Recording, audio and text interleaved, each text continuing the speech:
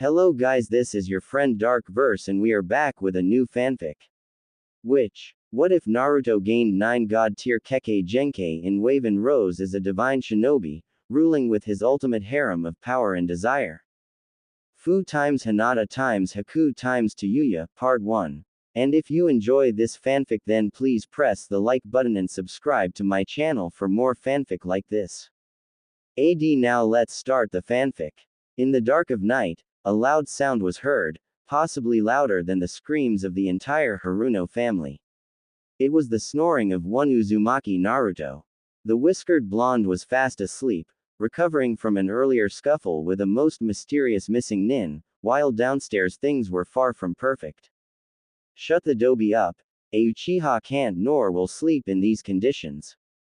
One arrogant prick by the name of Uchiha Sasuke, a duck-haired black-haired kid with severe issues, complained to their sensei, a silver-haired masked ninja of the Jonin rank, by the name of Hatake Kakashi. The masked man sighed, listening to the boy rant through his locked door. Luckily for the noise level, the pink-haired one was asleep as well.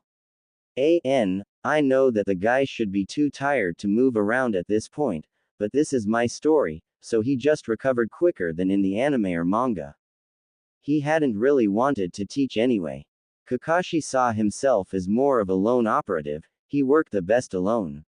The few friends he had died in battle beside him. His sensei, who happened to be the so-called Dobe's father, not that anyone aside from a few knew that Obito-san Rin-chan did that leave guy his best friend. Sometimes, the silver-haired man had to wonder if he had a curse that killed all those who were close to him. That was the point he argued with trying to get out of teaching in the first place. Flashback. Hokage's office, the day after the Rookie 9 graduated. Hatake-san, you must train Uchiha-sama, he needs the jutsu in your arsenal, more than any other genin, and other.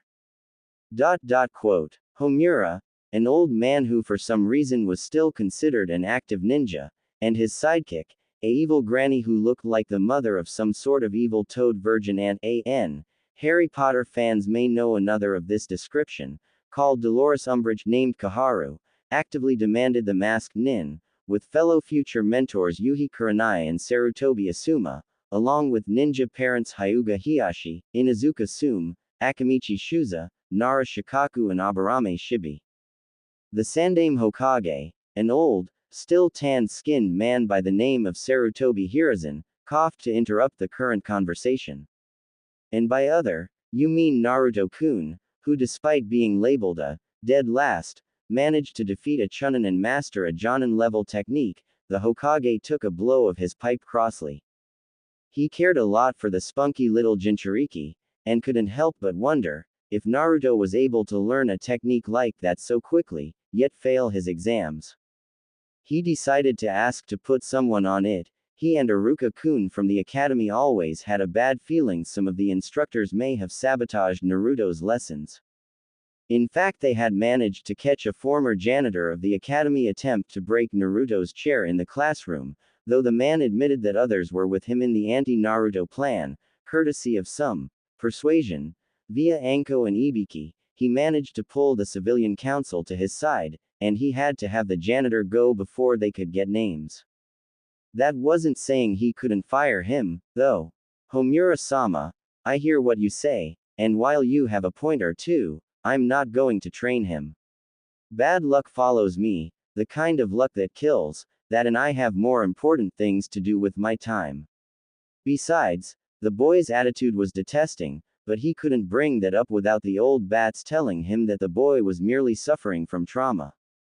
Yeah, no way in hell that was true, he was just a spoiled brat. So, other than the all-important Uchiha, can we actually get something done? Hiyashi sighed, like organizing the new genin. Now, while Hiyashi may appear to dislike Hinata, he does care, slightly. While he was no dad of the year, he did have an interest in who would be on his daughter's team. The team, after all, had to push her to improve and protect her unmarked Byakugan Dujutsu Kekai Jenke. Hiyashi-san has a point, we already know one team, the new Ino Cho team, my team, Asuma grinned while smoking his trademark cigarette. While normally this would induce a complaint from Sum for her sensitive nose, Shibi for its health issues to his bugs, and the old bats, they decided not to, in the hope that the smoke shortens the two advisors' lifespan. That leaves Inuzuka Kiba, Aburame Shino, Hyuga Hinata, Haruno Sakura, Uchiha Sasuke, and Uzumaki Naruto. Do we really need to teach that boy anything? Koharu snapped. That boy is too dangerous, idiotic, irresponsible, immature. He's a teenager, that sort of comes with the territory. Shikaku sighed, it's troublesome, but we all were like that, heck even my boy acts like that, sometimes. And after all, we have to take on any genin who manages to pass the academy, and the test that follows, Shibi stated in his monotone, causing the elders to pale. After all, they helped the civilian council pass that law, after all, to give the civilians more ninja from their way of life into the armed forces, thus increasing their overall influence. And as to his immaturity, perhaps being teamed with my son could possibly help him mature. Or, the thing inside him will kill off all your insects, with its the Hokage coughed to cut off Homura. Shibi didn't flinch. He knew quite well his son was safe from the chakra that the Jinchuriki could possibly give off, for unlike the old badgers, he and the rest of the parents here met the boy once or twice, and knew he was not a monster. Actually, I think that setup might work, with my daughter, Hinata, on the team, as well, Hiyashi mentioned, surprising everyone. Huh, Shuza grunted. This is new and troublesome. What was in my water this morning? Sum said to herself. Going off what Shibi-san said, if my daughter was placed on his team, perhaps some of his drive might pass to her. At the minimum, even the most basic of Byakugan could tell if his tenant's chakra was getting loose or influencing him. Hiyashi let off a rare grin. The council had a betting pool for who was able to best beat or mess with the idiots on the elder and civilian council each meeting, and it looks like the 3 free hot spring coupons were all his. Actually, we of the Elder Council had talked it over, and we decided that Inuzuka Kiba would provide the same sort of inspiration to your daughter, Hiyashi-san, Koharu smiled evilly. Inside, Hiyashi was cursing. Now he couldn't get those tickets without insulting Sum. Last time he did that, the Hyuga compound smelled like dog piss for a month. No one noticed that Kakashi was smirking. So, then it looks like Kurenai-chan has Inuzuka Kiba, Hyuga Hinata and Aburame Shino, so I guess that means that Haruno Sakura, Uchiha Sasuke and Uzumaki Naruto are on my team, the Jonin smirked. The resulting scream of fury from the elders shook several window frames, and one masked Jonin got himself 3 hot spring coupons and was treated to a night of fine drinking with Sum and the former Ino Cho, on their tab of course. End flashback. Kakashi quickly came to a conclusion after that, teaching ed. He was actually expected to be on time and had to deal with whining from all 3 of them. Though seeing Sasuke getting clawed by Tora was a good chuckle. Kakashi quickly decided that Naruto was his favorite among the 3. While Sakura was virtually useless, and Sasuke an arrogant prick who expected Kakashi to teach him all his jutsu and strutted around like royalty, Naruto was willing to learn, and most importantly, he had humility, well more than the others anyway. Naruto didn't have anything handed to him like his teammates, and knew how to respond to failure, by getting back up and improving himself. Kakashi saw that with how his failure with the demon brothers, led to his desire to better himself, which led to his shocking show of skill in fighting Momoichi Zabuza. If the boy could use such skill with only 2 jutsu really at his disposal, with only a little help from Sasuke, the boy could be just as great as his own sensei, Namikaze Minato, the Yondaime Hokage. Of course, the boy needed to pick up a few more jutsu first, and improve on his taijutsu, and chakra control, and perhaps see if he could use genjutsu. What did they teach him at the academy, anyway? The boy's taijutsu left too many weak spots, and he could barely spell genjutsu, let alone do it. His chakra control was abysmal.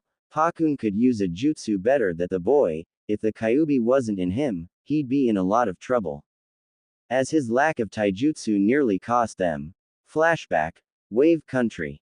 The group, weary from their last battle with the swordsman Zabuza, who was killed by the Kiri hunter Ninboy, though Naruto was still adamant though the nin was female, and Tazuna seemed to agree with him about her gender, with their exhausted sensei being carried by the knucklehead and brooder, before Sakura yelped loudly to get the others' attention. Sasuke-kun, Kakashi-sensei, Baka. Standing before them, was a new ninja.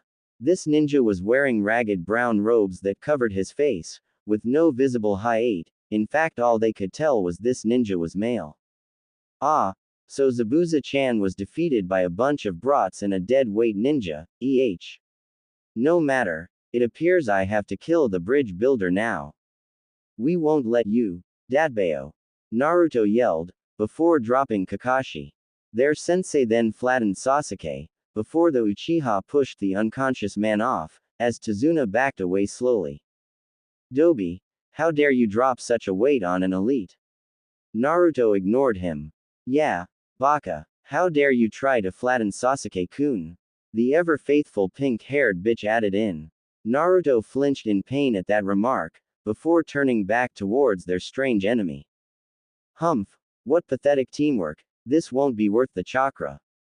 Beast Wave Palm. The mysterious ninja sliced his hand, which was coated in blue chakra, as a shockwave of wind-energized chakra flew at the genin. Sasuke and Sakura jumped out of the way. The jutsu would have instead continued and struck Tazuna and Kakashi, but Naruto, before jumping, did everyone's favorite hand seal. Shadow Clone Jutsu. A shadow clone appeared where Naruto was a second ago, taking the strike and bursting into smoke. This move was witnessed by the so-called out-cold Kakashi, who made a mental note to punish the others later. Not being undone, Sasuke did a series of hand signs, before ending on a tiger seal. Fire Release. Great Fireball Technique. A large ball of fire flew from the mouth of the Uchiha and flew straight at their foe. The foe calmly did the hand signs bird, boar and serpent. Water Release. Bubble Barrier. The ninja let out a burst of bubbles from his mouth, which formed into a wall that took the fireball head on and negated it entirely. Shit. Sasuke grumbled as Sakura charged at the ninja with a fury, a kunai in hand. Time to prove myself worthy of Sasuke-kun, a ninja who plays with bubbles is no match for, she was thinking before the ninja did hare, monkey, horse and rat. Genjutsu. Zora's Illusion of Darkness. Sakura suddenly dropped her kunai and fell to the ground, twitching. However, no one noticed her nose bleed. Sasuke-kun, oh. Sakura ch. Naruto said, before finding himself unable to call her that, before he created a series of shadow clones who charged at the Rouge Ninja. The ninja quickly put together the hand signs dragon and tiger. Foolish. Wind Release. Hurricane Gust. The ninja inhaled deeply, before letting out a gust of high-powered wind that blew away about all of the shadow clones, before he heard a crunch in the leaves. Turning, he saw to his shock 2 shadow clones coming at him from behind. Little brat must have used those clones as a distraction, impressive. Get out of my way, Dobi, Fire Release, Great Fireball Technique. Out of nowhere, a huge fireball flew and consumed the shadow clones and flew at the Rouge. Teme, you ruined my plan. Naruto yelled. So what? As a Uchiha, my plans are naturally better. Dobi, the still immobile Kakashi was fuming now. That boy was getting trialed when they got back. Actually, those shadow clones were more likely to succeed than your pathetic fireball, water release, gunshot. A burst of water flew from the ninja's mouth, followed by several more. The fireball was hollowed out to resemble a flaming donut before it faded, as the water bullets flew into the woods, before bursting and sending Naruto and Sasuke flying into the air. The Uchiha hit the ground, as did Naruto a second later, before he burst into smoke. What? Another shadow clone. The Rouge Ninja gasped before he suddenly felt a kunai approach him. He barely managed to avoid the weapon, as dozens more flew at him. The ninja managed to avoid being turned to Swiss cheese, but one still managed to embed itself into his right leg. Rag. Ha! A dozen Narutos flew from the woods, all tossing more kunai at their foe, surrounding the ninja. The ninja, with his injury, barely avoided getting any more, before he closed his eyes, and wet his lips with saliva, as if to test the wind. A second later, his eyes shot open, before he jumped with his good leg and flew at the Naruto who happened to be real. Nice strategy, Genin. I'll give you credit, you're the only one here not out cold who should even be a ninja, but I'm afraid that things end here and now. He rapidly did snake, tiger, ox, dragon, rat and dog, before his hand glowed gold. Hidden Sealing Jutsu. Pawa Fuyo Shiru, Ketsuki no Seigen no Kopi. He harshly slammed his hand into Naruto's stomach, causing the boy's eyes to grow wide, before he fell unconscious, the clones poofing away with shocked expressions as well. It was at this point that Kakashi managed to force himself up. Summoning Jutsu. Kakashi quickly hit the ground and summoned his Ninken pack, who quickly charged at the injured ninja, with plans of ripping flesh. Sorry, copy ninja, but I have other places to be. The ninja was about to be bit by Bull, before he substituted with a random stick. Kakashi would have pursued him, but he was too injured to do so, so he leaned on Tazuna for support, as the old man carried the surprisingly light blonde, while he left his dogs to drag the disgraces. End flashback. Kakashi had confined the two others in their rooms as soon as they arrived at Tazuna's house, the doors and windows sealed. Kakashi had never seen something so disgraceful. Not only had both put him and their client at risk from the beast wave palm, Sasuke had actually attacked Naruto or his clones anyhow. That was so going on the report, and straight to the Hokage so the old bats didn't G in the seal of the Kyuubi. The great Kyuubi, the greatest of the Biju, or tailed beast, was in a bad mood, growling from behind her sealed cage. Of course, being sealed away in some annoying brat, your power being stolen for some two-wit idiot's use, can make you rather cross. But this boy, he was worse than any of the Fox's previous hosts, for a simple reason. The Biju, in the beginning, were genderless monsters. They were neither male, nor female. But based on whom they were sealed into at first, their genders were determined. Shukaku, the Hachibi and the Yonbi became male, for example, while the Nibi and the Nanbi, as well as herself, became female. Yes, the fearsome, nine-tailed fox, the Kyuubi no Kitsune, was female. Shocking, isn't it? Hell, the only reason she would go on rampages, with tidal waves, earthquakes and mariachi music, was because she was having periods. But being stuck in a boy, it was maddening. Totally different thought process, for one thing, and every time he looked at a girl with a blush, the poor critter felt like a lesbian. Add to it that stupid jutsu that the boy had created, and she was almost contemplating destroying the brat once she had a chance. Fading away for a time would almost be worth it. But what puzzled the Kyuubi, other than why the male she was trapped in somehow managed to be dumber than the gobi after devouring a tank of wine and blood, a sight still laughed at in the Biju 1000-year reunion parties, was what that strange ninja used on the boy. It had done massive damage to his genetic structure, which her powers were siphoned off to heal. Damn the Yondiame. Hard to believe the Kitsune found the guy attractive, or was that just for being stuck in Kushina for so long? Though, she still had a picture of the Shodai Hokage somewhere in her cell.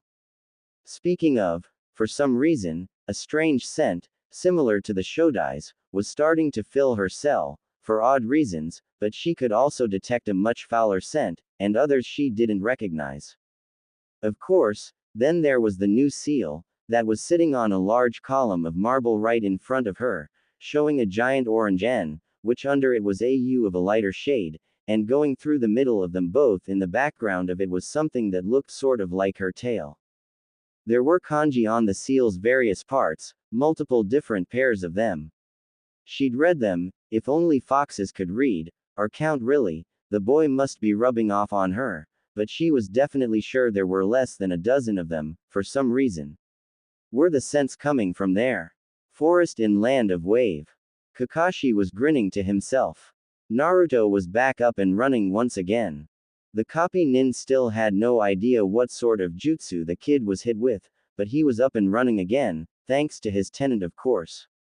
Then, of course, Sasuke, who he had to free for his new brand of training, or torture actually for the two disgraces, had to try to stab the kid with a kunai while he was brushing his teeth after a shower. Luckily it appeared Naruto was used to cold showers and Sasuke didn't have enough steam to succeed in a stealth approach. The idiot was so going to get it when they got back, civilian council and the bats be damned, but this training should be tough enough. For you see, over the breakfast table, Kakashi had brought up a point. The hunter nin's method of killing Zabuza was off, which led to a scary possibility the maniac was still alive. So, thus the training, or for Sasuke and his pet pink Pomeranian, torture. Okay, today's training is tree climbing. Humph, what are we, monkeys? An Uchiha doesn't climb trees like some common primate, Sasuke smirked, somehow ignoring the threats from Kakashi. Yeah, that was the Baka's job. Sasuke-kun is way too cool for it. Sakura chirped in. Naruto looked sadly down on the ground. Kakashi had to restrain himself from setting the girl on fire, too much paperwork. Actually, you will be climbing. Kakashi smirked, as he jumped onto the tree and commenced to scale up its trunk, backwards, with only his feet, without your hands. Cool. Naruto smiled. Quite, and because of your teammates' actions, Naruto, they have to do it on their own, without any assistance. Summoning Jutsu. The smirking Kakashi summoned his pack of Ninken dogs. Every time they fall to the ground, or stay on the ground, my pals will give them a reason to get back up. The dogs almost appeared to be grinning. Hey, I am an Uchiha, how dare you train Adobe instead of me? Because you put your injured sensei and more importantly, your client, in danger from the Rouge Ninja's attack, while Naruto used his own clone to block the attack. You also attacked his clones with a fireball jutsu. Now boys, I think those two need some motivation. Kakashi snapped his fingers, as the dogs barked loudly. Sakura decided to try and stand up for the two of them. Don't you even think about sending those mutts after Sasuke-kun, my mother is on the council, she'll send you to the X. Grr. The tan-furred dog named Gariko made a few dog-style hand signs, before a burst of pebbles from the ground flew and struck Sakura in her overly large forehead, causing her to yelp and jump into the tree's closet branch, rubbing her injured head. Bull and Pakun then grinned, the pug and his bull-dog ride doing hand signs. Bark. Bull stepped back, before a large sonic bark of lightning flew at the refusing Sasuke. Dog-style fire release. Yip Ember. Pakun snorted. Dozens of small sparks flew from his nose. The sparks met the thunder bark, before combining with the thunder, creating a larger sonic bark that was filled with exploding lights like fireworks. Dog-style fire release. Firework howl. Pakun smirked as the blast hit Sasuke, sending him halfway up the tree, only for his head to smash through the wood like some dart. Ha! Take that Tem. Naruto laughed, as did Kakashi. I hope that knocked some sense into them. Well, come on Naruto, let's train somewhere else. Oh, by the way, try to mark your high points. Pakun send word if they cheat. Gotcha Kakashi-sama, Pakun smirked. Later at Chizuna's house. Today was a rewarding day, for Kakashi and Naruto that is. The two, sitting around the fire late at night with a cup of hot chocolate, something Naruto seemed to quickly take to. Kakashi heard that Gato imported them from a port town in the land of hot water. Kakashi decided to get some next time they went on a mission around there. Kakashi smiled as he observed his current favorite student sip his drink. Kakashi not only got to see his two problem students utterly embarrassed in such a fashion, but was also able to teach Naruto a great deal. Kakashi was starting to get the big picture. Naruto was a kinetic learner, so he learned things by doing, not with reading on it like Sakura did. He also had shadow clones, and with them was able to learn at an astonishing rate. With hundreds of clones, he was quickly able to scale the trees to their halfway point, and his last climb had set him up to the top of the tree. He was saddened to hear, however, that Sakura had matched that an hour later and Sasuke 15 minutes afterwards. Though he was happy to see that they elected to skip dinner, apparently they were covered in burn marks, bruises, bite marks and smelled like dog piss. Naruto-san, Kakashi spoke up, politely respecting his star pupil. While back in Konoha, Homura, Kaharu and Mrs. Haruno appeared to be sweating in their sleep, like they were having some sort of nightmare. His student looked up from his drink at his masked sensei. Yeah, Kakashi-sensei. Kakashi looked serious. You're going to have to be careful with your jutsu for now on, Kakashi commented. How come, Kakashi-sensei? Naruto was alarmed. Did he have to stop with his shadow clones? As you know, I fear that Zabuza is still alive, and that most likely, the hunter Nin is with him. If that is true, and if Sasuke continues his trend of arrogance, it is likely that he will fight more than he can chew, and enter a life and death situation. I'm all for him getting beaten into a corner like that, maybe give him some humility, but if he does, his Sharingan could activate. Wait, you mean the whole copy jutsu thing? Naruto said, starting to get it. Are you saying he might steal my patented jutsu? Kakashi groaned. You had that thing patented? Naruto smiled. Yeah, apparently Oji-san thought it would be useful for seduction missions, whatever those are. Naruto shrugged. Kakashi was now sighing. Worse than that, your shadow clone jutsu. I'm going to have to watch it too, but if he gets his Sharingan up and running, he could start trying to gain jutsu that way, but the fact is, he'll go overboard with it, just to surpass you, lose all his chakra, and die, and you will be blamed for it by the council. Kakashi finished. Naruto smirked. So, all I have to do is try to keep the Tem from overdoing it, and my shadow clones are free range.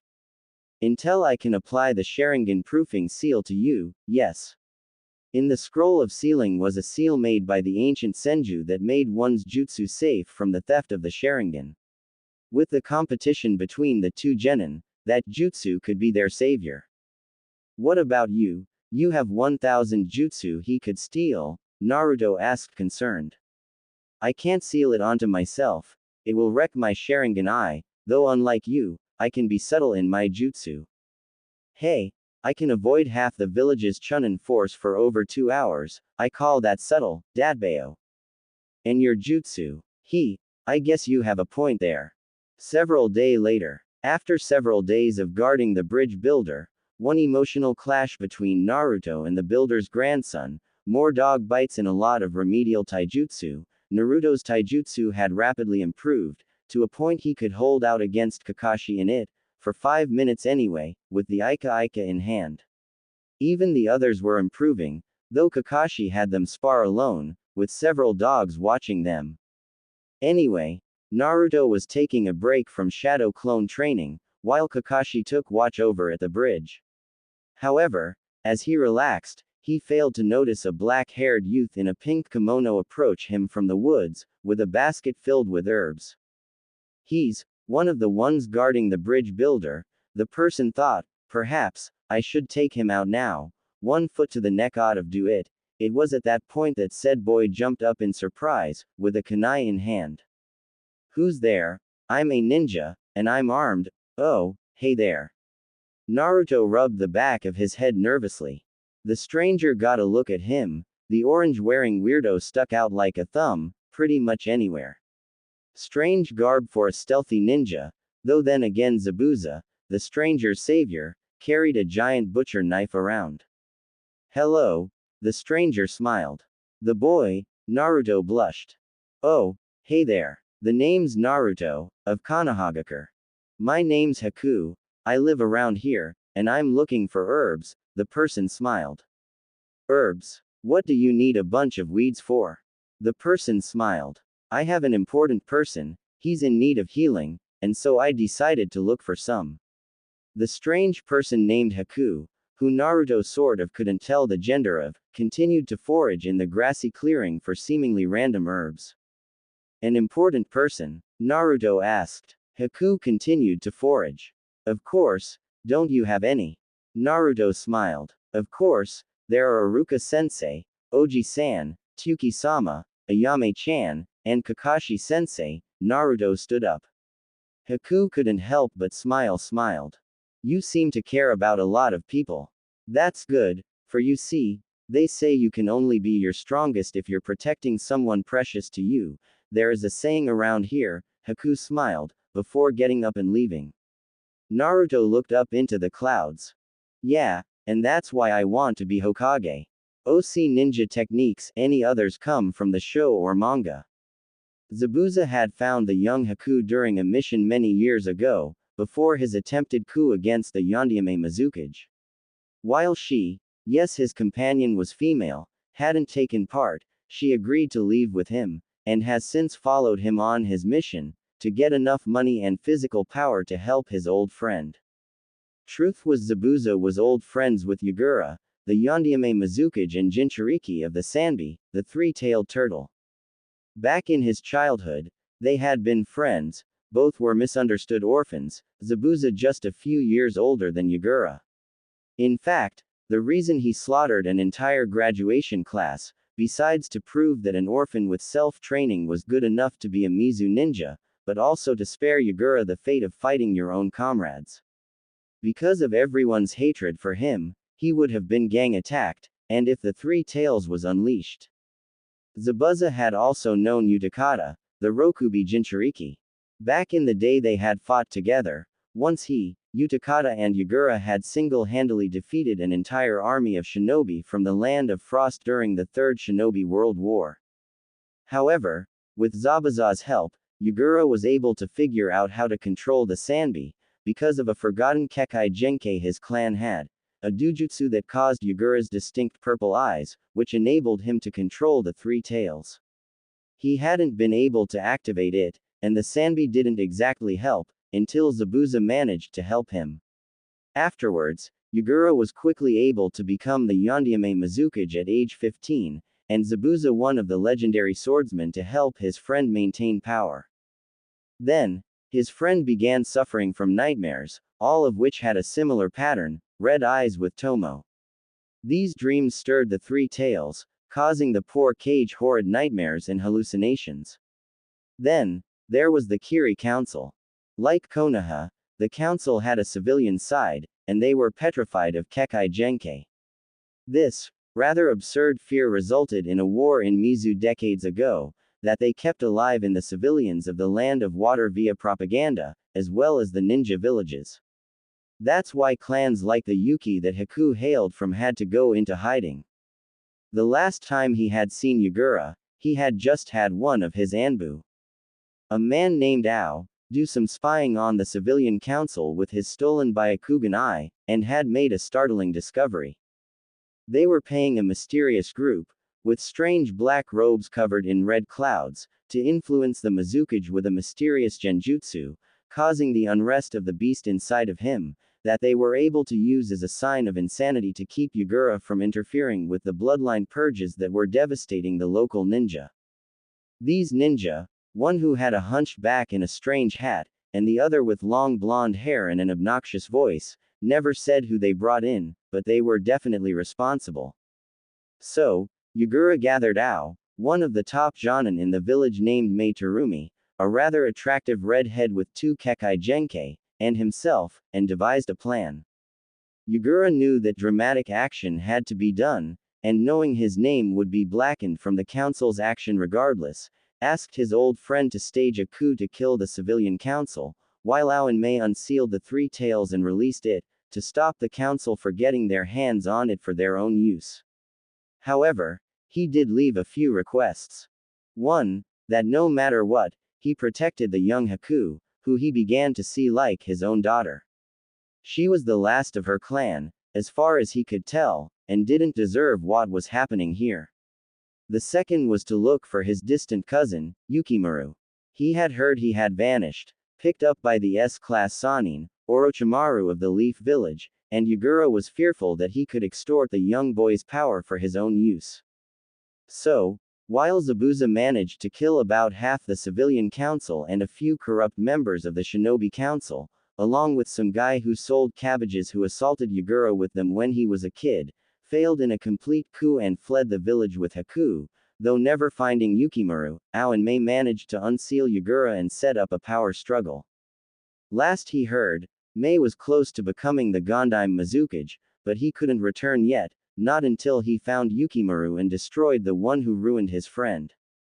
Penny for your thoughts, Zabuza-san. A voice spoke up. Startled, Zabuza drew his sword as Haku drew out a dozen or so senbon. There, standing at the door, was the unknown shinobi who attacked and sealed Naruto. Who are you? Zabuza demanded. Answer and I might not gut you. That, Zabuza-san, I can't do, but I do have information you might be interested in. Zabuza would have rose an eyebrow, if he had any. Yeah, get on with it, the stranger smiled. I heard about your bond with the Yondiame, your friend I believe. I have information about his controller. Care to ask? Zabuza growled. What do you know? The stranger smiled under his disguise.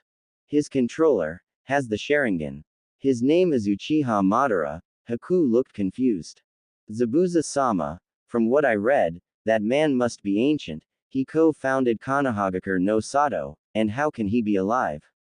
The stranger shrugged. How does Zabuza-san lack eyebrows, or how did Yagura Dono hold a giant turtle inside of him? Is anything truly impossible, with enough work that closed the argument. Yes, Madara Tem has many plans, but amongst them is the rebuilding of the Uchiha clan to serve him. However, including himself, there are 3 Uchiha left in the world, and both he and Uchiha Itachi of Akatsuki are sterile. Madara from the techniques he extends his life with, and Itachi is sterile from the sickness that's consuming him, so that leaves only one Uchiha left in the world, Uchiha Sasuke, currently guarding the bridge builder. Zabuza and Haku's eyes were wide open. So, if we kill the brat, that Tem will be screwed, no clan for him. Zabuza grinned evilly under his mask. The stranger stayed unmoving. Or, you could capture him, and force Madara to come out in the open, and then take him on your own. Zabuza turned towards his young ward, daughter in all but law or blood. Haku-chan, change of plans, ignore the bridge builder, capture the Uchiha while I occupy the copy nin, Haku nodded. Yes, Zabuza-sama. The stranger opened the window as if to jump out, but left with one more thing. If you see a blonde-haired kid with whisker marks, try not to kill him. You'll only regret it. Wave Country Bridge construction site sometime later. Kakashi sighed. Here he was, stuck on a bridge, either having to work, or watch the duo while they mutter darkly and glare at him.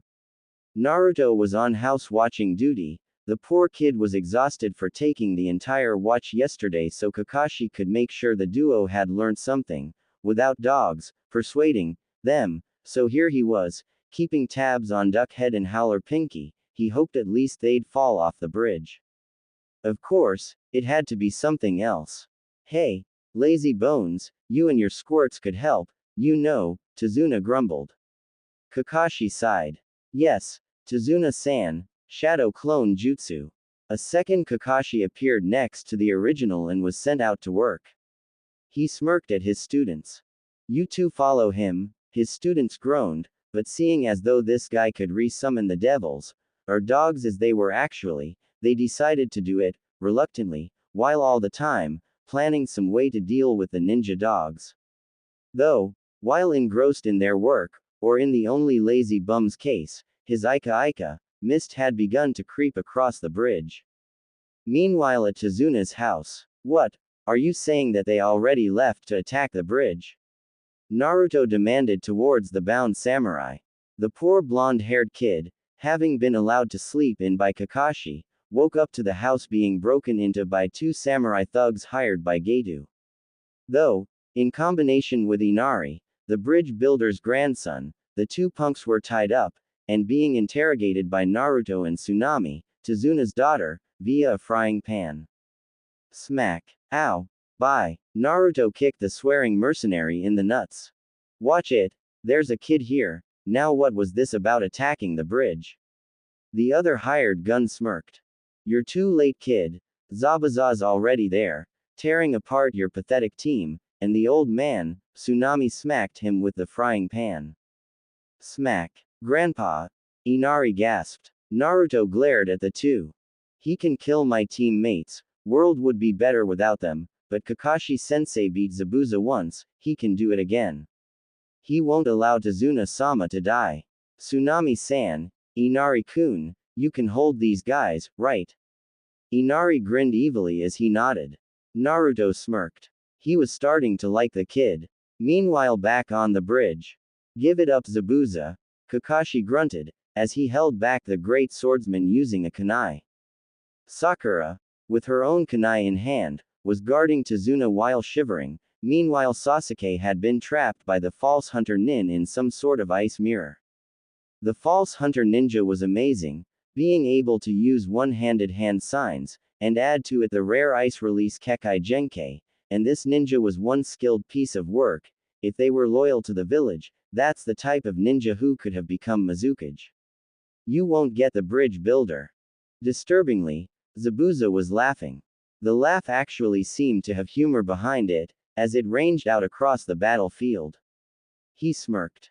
Kakashi, Kakashi, Kakashi, I'm not after the bridge builder, the Uchiha is my target now. Haku will defeat him and I will defeat you and the pink-haired waste of air over there, and I think'll leave the old geezer be, never liked that Gato guy much anyway. One certain pink-haired waste of space was now fuming. Leave Sasuke-kun alone, you jerk, tell your butt buddy over there to get lost and get straight. Sakura yelled. Zabuza growled at the insult, his anger giving him leverage over Kakashi's blade. One could even see an inflated vein, or anime tick-off mark, on his head. Listen here, you brat, you pathetic, talentless cunt, Haku is like my daughter, and a better kunoichi than you ever will be, and if you call her that again, I will mount your head on my fireplace, along with that jerk who damned my best friend, and use it as a dartboard. To add insult to injury, he twisted his blade, knocked the kunai out of Kakashi's grip and sent the copy nin stumbling back. While not in a way to allow an easy decapitation, Zabuza instead tossed the kunai at the girl, who blocked it with her own kunai, but the blade began to spin in the air and thumped her in the large forehead, knocking her out with a concussion. Sasuke-kun, she mumbled in her out-cold state. Zabuza growled. That type of deadweight always bit the dust in the final exams, at least Kiri was safe from that kind of ninja. He spat at the ground near Sakura. Zabuza-san, Kakashi said with odd politeness. Perhaps the thought of losing them caused the copy nin to respect the demon of the mist a bit more. As much as I would like to be free of the two imps, I would also like to keep the council for executing me for the death. The Uchiha is the pet of the elder and civilian council, whose most obnoxious member is the Pinky's mother, so I have to keep them safe. Well, no one said I had to teach them anything really, so, water release, dragon bullet technique. A water dragon rose, aided by the mist and the sea, and flew at the missing nin, who did the hand sign serpent, bore and slammed his hand to the ground. You can't win, Kakashi. Water release, turtle barrier. A huge turtle, the shape of the Sanbi in miniature, rose up from the ground and blocked the attack, sending a cascading wall of water into the air. Now Kakashi had lost the man again, thanks to the hidden mist jutsu in the air. Fire release, night illumination. Kakashi did a tiger seal followed by a dog, as a ring of fire flew from his hands and briefly illuminated a flash of metal, Zabuza no doubt trying the silent killing technique again. The two enemy ninja took notice of one another's moves and called out at once after several hand signs. Water style. Great waterfall technique. Two huge waves of water struck them both as the battle raged on between Haku and Sasuke, the last youth of the Uchiha and his fire jutsu versus the last remnant of the Yuki clan and her ice mastery. He was surrounded by the mirrors with Haku warping from mirror to mirror while tossing hundreds of Senbon into the last Uchiha, who now resembled a rather large hedgehog. However, the Uchiha had several advantages. First of all, the mirror jutsu she was using consumed a mad amount of chakra. Despite several sessions of specialized training with Zabuza, she didn't have the reserves to do this for much longer. In a ground fight, she'd be in range for his fire jutsu and that new Sharingan he had obtained after the first 50 Senbon. Second, she was to take him alive, so she couldn't use lethal force, limiting her jutsu. True, while she hated killing, she had a few jutsu for that from Zabuza. Finally, that Sharingan was tracking her movements. Last time he tossed a kunai during a Senbon wave, she had gotten a cut on her upper arm. After a few other attempts of his, he was getting slowly closer, and she was running out of options. Perhaps a change in the flow of battle might help. Doing a few rapid one-handed seals, several ice spikes rose from the ground towards the Uchiha, who easily dodged them. "Is that all you got?" he boasted. "Or has my Sharingan, the ultimate kakai Jenke, made you realize your pathetic existence pales to mine?" Haku smirked, as she had him where she wanted him, as she flew from an ice mirror and sent a dozen Senbon straight at his unguarded back. But then his damn Sharingan kicked in.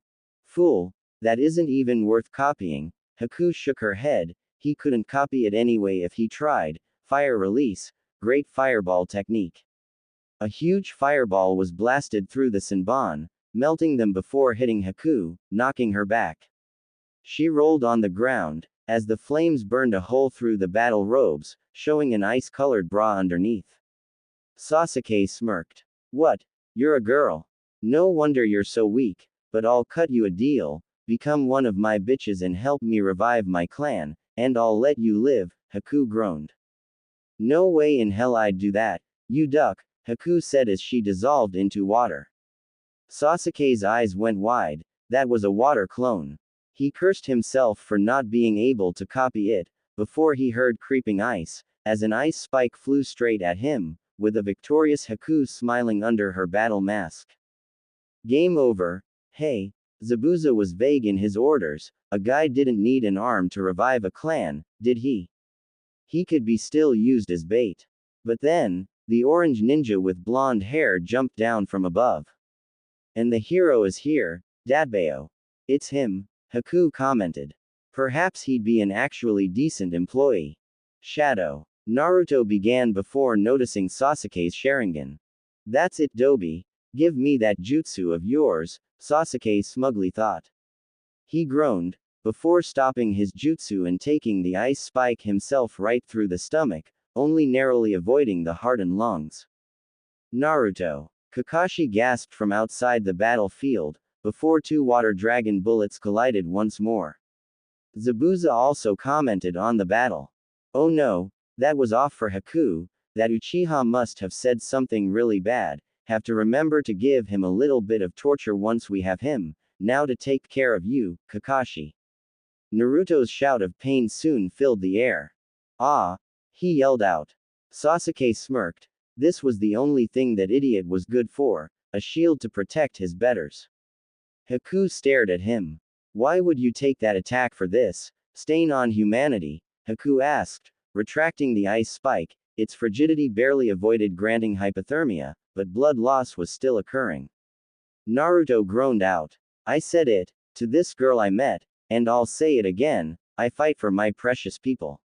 And one of them is my Oji-san, the Sandaime Hokage, told me, as did Kakashi-sensei, that no matter how much of a stuck-up your teammates may be, you can't abandon them. If I was to let Sasuke die like this, I'd be worse than him, as those who abandon their team are lower than trash." Meanwhile, inside the seal. Finally, the time had come.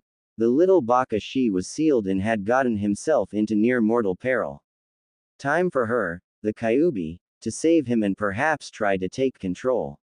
She was in the mood for some destruction, or tacos, depending on what came first. However, as she let a stream of her chakra out to heal her host, she noticed some of it was being diverted, straight into that strange seal. What in Kami? The seal briefly began to glow orange, or at least in a portion of it, where a kanji glowed brightly, the kanji for storm. Back to reality. An orange-red glow began forming around Naruto, as his wound began to heal. The air began rippling with power, shaking the bridge slightly. Naruto then began forming tiger, dog, serpent and dragon. Storm release. Great twister. A huge twister of wind and lightning formed from Naruto, before expanding and crossing the field of battle, as Haku and Sasuke were pulled into its winds. What power? Haku gasped. How can the Dobi? And why can't I copy it? Kakashi was wide-eyed, as were Tazuna and Zabuza. Haku. My bridge. Kakashi was the most shocked of all. That's a Kumo Kekai Jenke, how is that possible? As the twister dissolved from the stone-adorned bridge, Zabuza and Kakashi found themselves knocked to the ground, as were Haku, Tazuna and Sasuke. Sasuke was unconscious, Tazuna was moaning about his back, and Kakashi and Haku were unable to move. Only Zabuza was able to push himself up. Wait, you're that girl from before, Naruto gasped. Haku's mask had shattered, revealing her face. Yes, I am, she said meekly. How would this guy act like this? She nearly killed him. She mentally prepared herself for the emotional pain that never came. Oh my god, you are so awesome. I can't believe how cool you were in thrashing that Tem around. He looks like a giant hedgehog, you've got to teach me how to do that. He laughed. Haku blushed, before speaking. I'm flattered, but I created the Senbon I use via my Kekai Genkai, and you can't teach, or copy that. She glared at said duck hedgehog, but you were the most impressive, Naruto-san, you somehow managed to create a massive twister with some sort of Kekai Genkai. Naruto looked confused. Ha, that giant twister, how did you create it, and where did you get the hand signs? Kakashi grunted. Naruto shrugged. To be honest, I have no idea, the conscious fellow's sweat dropped. He's definitely unpredictable, Kakashi sighed. This was definitely going to be a lot of paperwork back in Konoha. Please tell me that there isn't a hole in my bridge, Tazuna groaned. Naruto took a look at the twister site. The only thing noticeable was a lot of melted water, some Tem blood, a scorch mark, and small pothole. No, just a minor pothole, Tazuna cursed. Guess it could have been worse, but you better put some of those clones of yours on the job. My workers are unconscious, thanks to no brows over here. Don't make me kill you. And your teammate is out cold for now, so. I'm afraid, bridge builder, that pothole is the least of your trouble now, a voice said. Turning around, Naruto and Zabuza spotted a short man in a brown business suit, with an army of 200 assorted thugs and the occasional Yahoo. Getu, Zabuza growled. The short man, the island's fiend, Getu, grinned like a Cheshire cat. Ah, Zabuza-san, so you've decided to ignore my orders for the bridge builder. Too bad, I was hoping to let you kill him and those leaf nins, then kill you and collect the bounties on you and the copy nin, and be on my way. Yeah, like these fools you hired could kill me, or anyone here. Hell, the Pinky could beat your jokes of an army. The jokes growled at the insult Zabuza had thrown at them. Getu just smiled coldly. Ah, the humor of the cornered man. Boys, destroy the bridge builder and the traitor. Whoever takes him out gets his ice bitch, and who takes the bridge builder gets the pink one. The man smirked cruelly. Naruto looked back towards Kakashi. Can't we just toss her at them? He shook his head. It would after all be too much paperwork. Well then boy, you're with me. Seeing as I have no more reason to take the geezer's neck, and Haku's injured, I'll just kill these clowns and be on my way, Naruto smirked. Need some help with that, after all, protecting Tazuna is my mission, and protecting my sensei, or any of my precious people, is my duty, as is sadly my team as well, though if they get maimed I guess it couldn't hurt. Zabuza glanced at him. This kid was a lot like Yagura. If he squinted, he could almost see an image of his late friend overlapping the young kid, and could almost hear their voices as one. To be Hokage Mizukage, that's my dream, then everyone will have to recognize me, and I'll be able to protect my friends. Zabuza smiled, as he hosted his massive sword. Let's do it, Tazuna then wailed.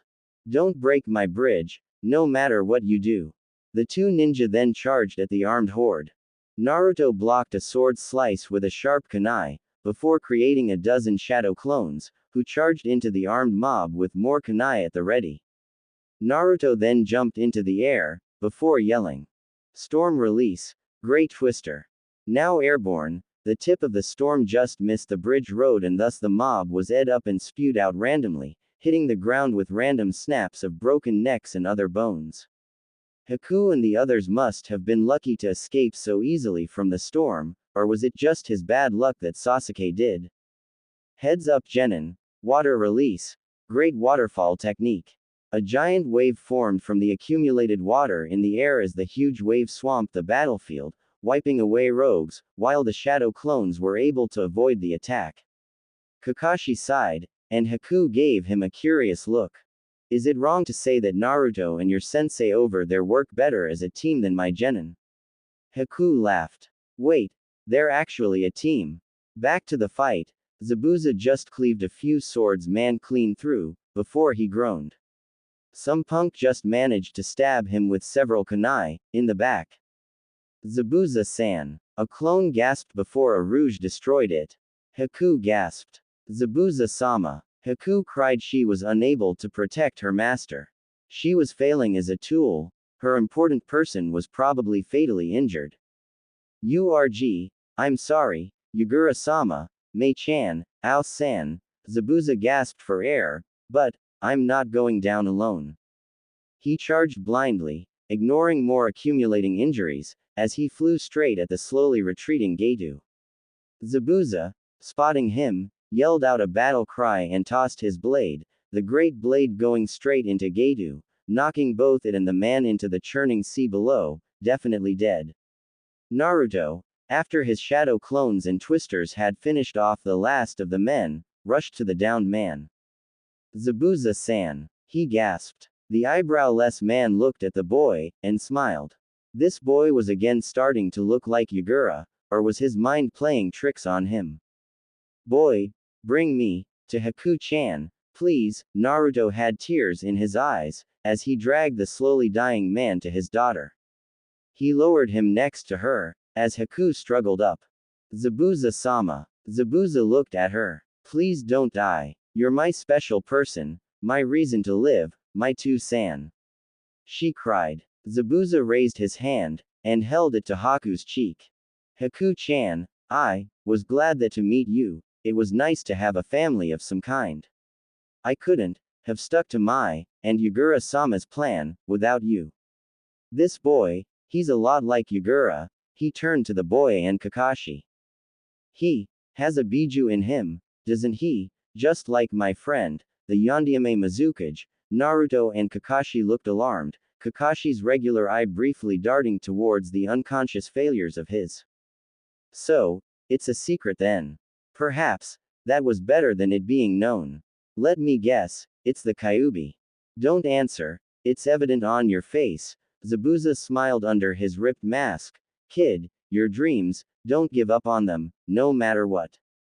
Yagura had less than you did, in a town that made Konoha look like a flower field, but he still became a cage, and I believe, you can too, he smiled.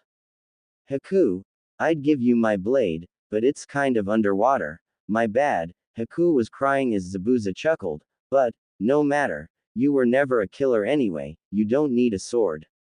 You just need a strong friend. Kakashi-san, I wish to ask you a favor. The copy nin looked over to the dying mist swordsman. Take Haku with you, to Konoha. Take her, under your wing, with this pathetic team of yours. Haku, like you stayed with me, I ask that you stay with whatever your name was. Naruto sniffled with tears.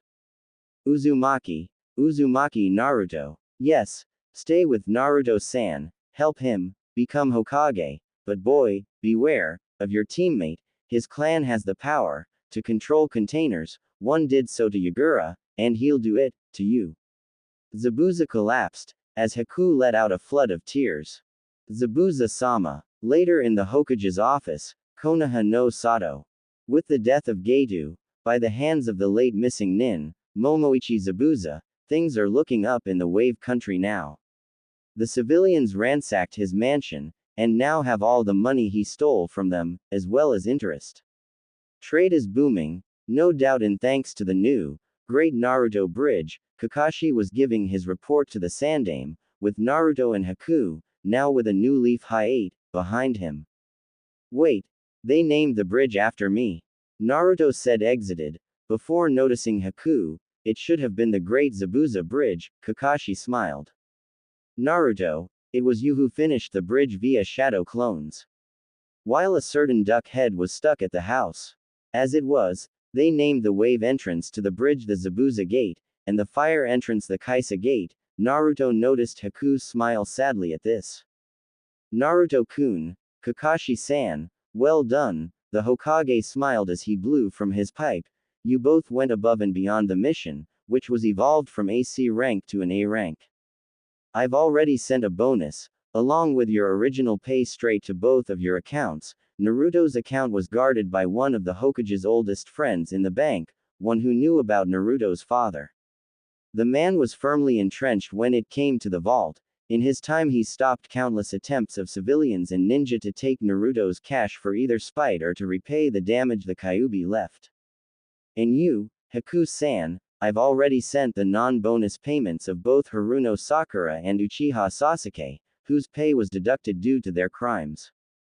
As well, their names being removed from the mission records on this mission, as well as a large fine deducted from their family accounts sent to Naruto's and Kakashi's accounts, and the both of them placed on a full week of the most horrible D-ranked missions. Including catching Tora, cleaning the public restrooms and removing massive bunions from Choji's grandmother's feet. He tried to get them sent back to the academy, but the civilian council and elder council stood firmly against it, though he oddly got Danzo's support.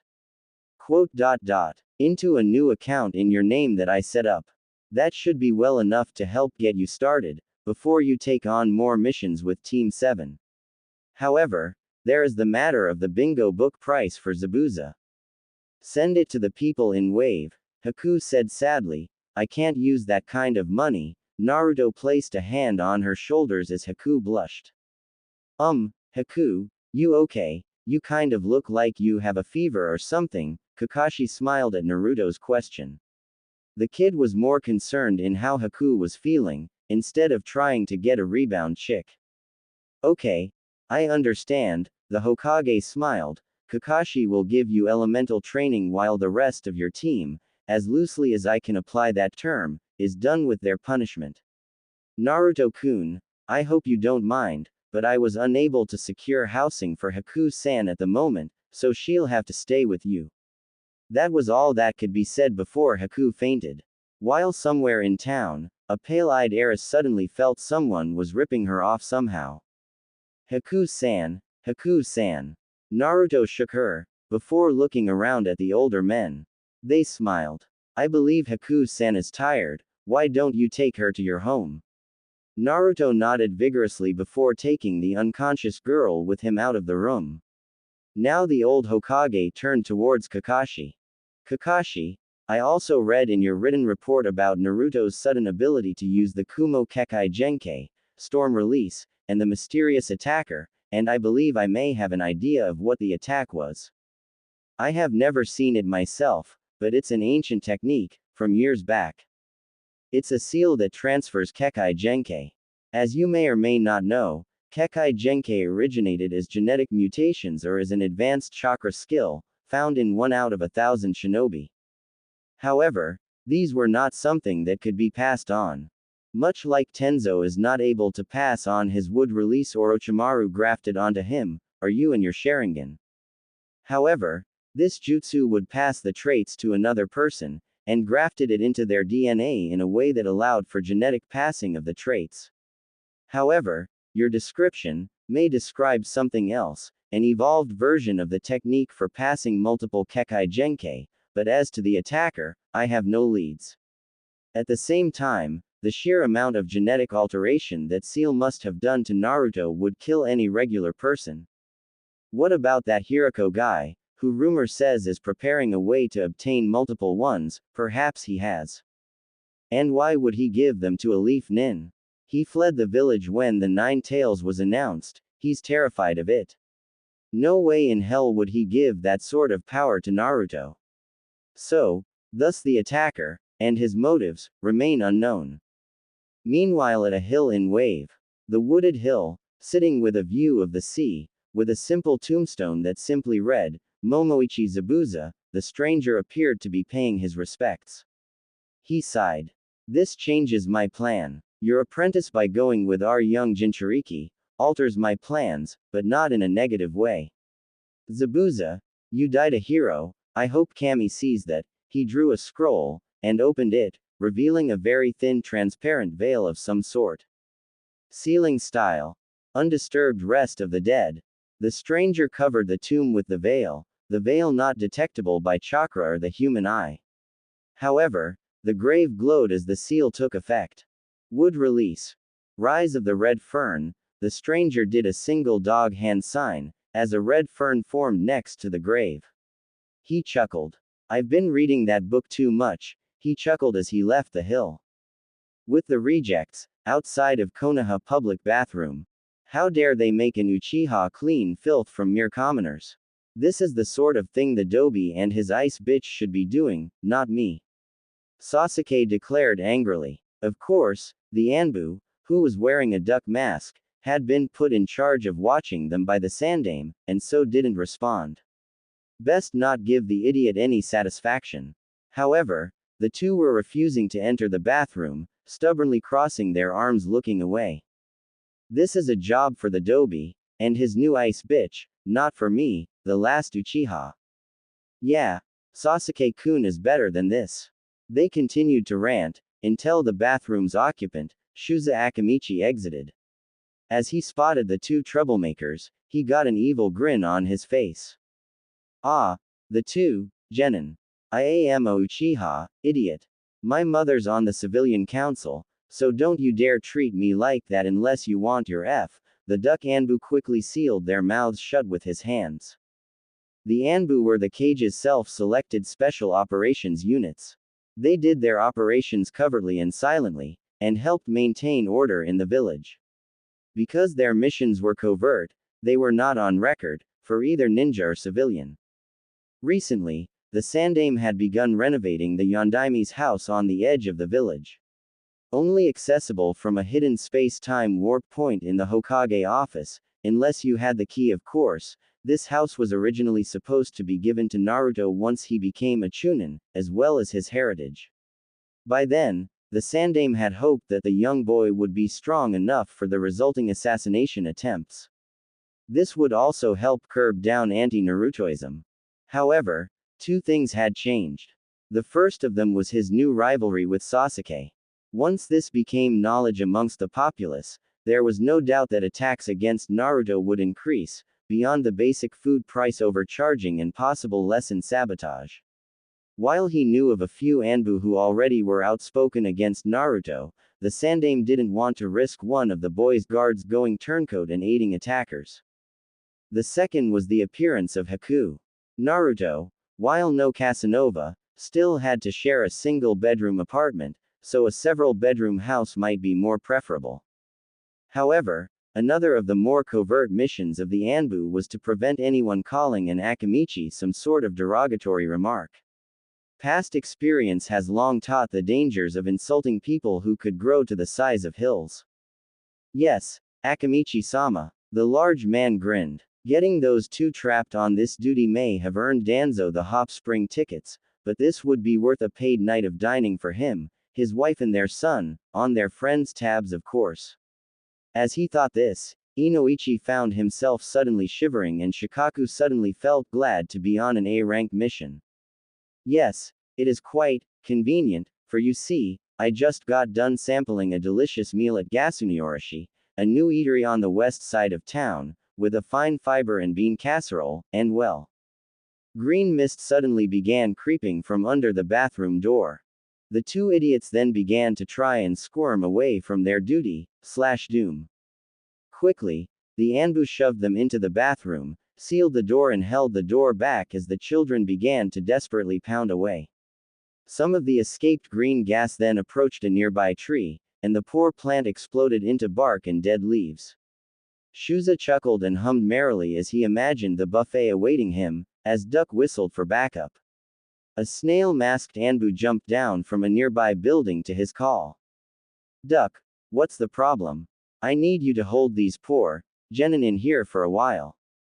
I have just received word of a food item at a new eatery that may be a danger towards humanity. Let me out of here, this isn't even fit for Adobe. Sasuke yelled from inside the bathroom, and now the pink-haired fangirl just collapsed.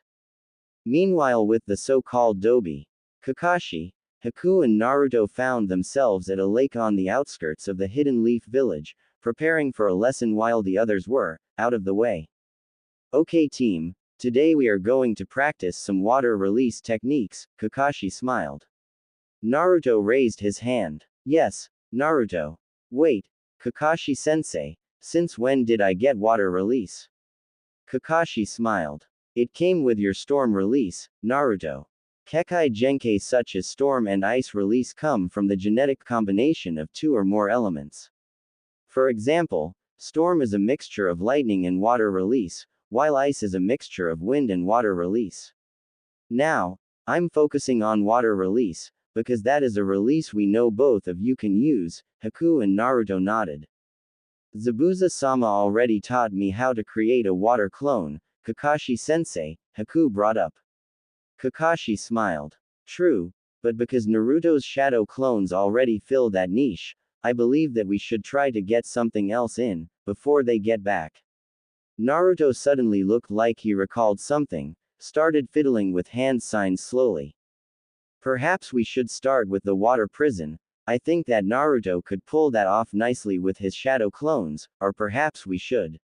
Naruto ended on a bird hand sign. Hope this works. Water release. Great waterfall technique. No, Naruto. Kakashi yelled before all three of them were engulfed in a huge tidal wave. Gulping for air, both Haku and Kakashi quickly got back on the surface of the water and obtained balance, but as Naruto rose he just kept blubbering around.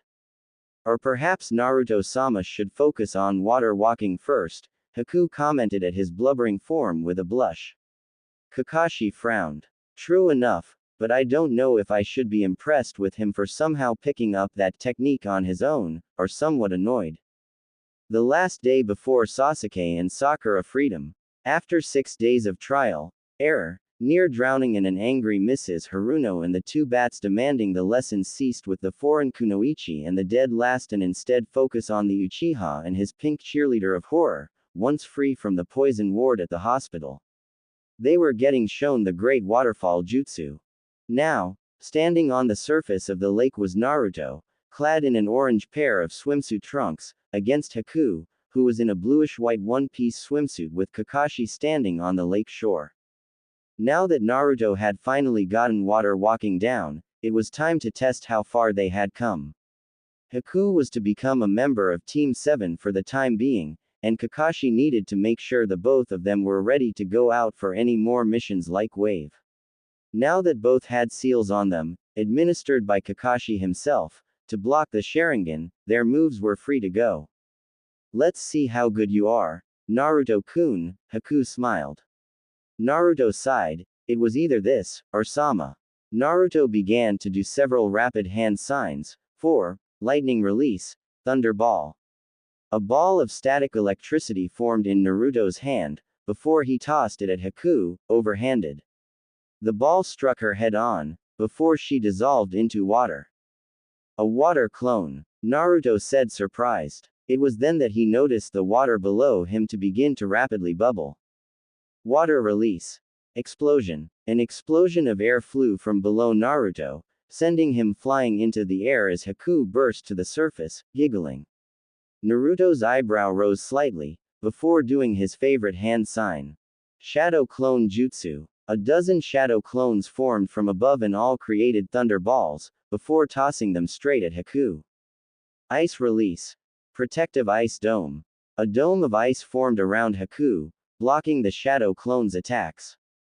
Flying from the dome came dozens of ice spikes that quickly pierced the attacking clones, leaving only the original. Not bad. Storm release. Great twister.